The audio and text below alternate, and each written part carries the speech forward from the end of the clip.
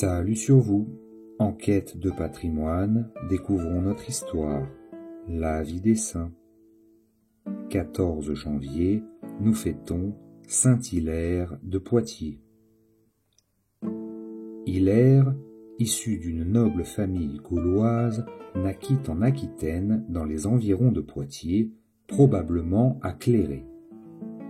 Il reçut une éducation soignée et devint rapidement habile dans les lettres humaines. De nombreux et lointains voyages, notamment en Italie, en Grèce, complétèrent son savoir. De retour dans sa patrie, après une absence d'une dizaine d'années, il fut professeur là où il avait été étudiant, dans l'école publique de Poitiers qu'il illustra.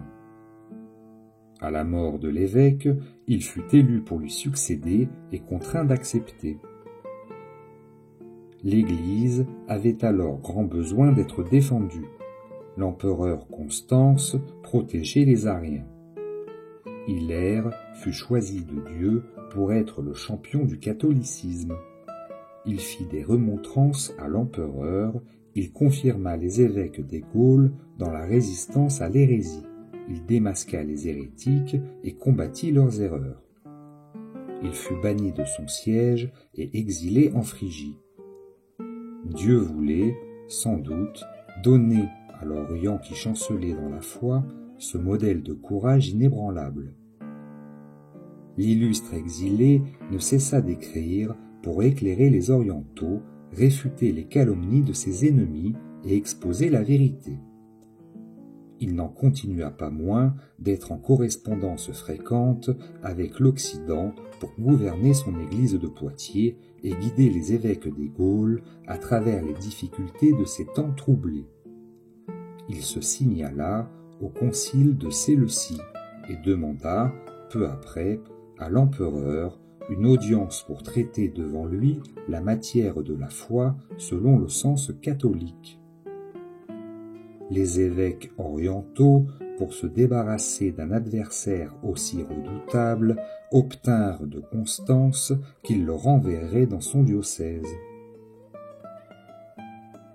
Dans tous les pays qu'il traversa, Hilaire fut accueilli comme un triomphateur. Saint Martin, qui se trouvait en Ligurie, le suivit à Poitiers comme son disciple.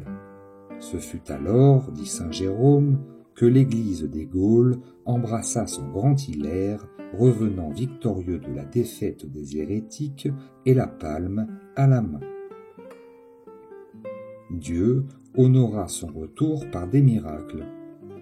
Le saint évêque passa le reste de ses jours dans la paix, travaillant à extirper l'arianisme des Gaules et de l'Italie et gouvernant son Église avec sagesse. Il composa plusieurs ouvrages d'une science à la fois profonde et sûre. Il mourut le 13 janvier de l'an 368 ou 369. Le pape Pie IX l'a déclaré docteur de l'Église. 14 janvier, Saint Félix de Nol, prêtre et martyr. Après avoir été torturé sur le chevalet, saint Félix fut jeté dans une prison, d'où un ange vint le délivrer. Tandis qu'il reprenait le cours de ses prédications, une nouvelle persécution le contraignit à se cacher entre deux murs. Là, par un miracle insigne, Dieu recouvrit l'entrée de sa cachette d'une épaisse toile d'araignée, si bien que ses poursuivants ne purent le trouver.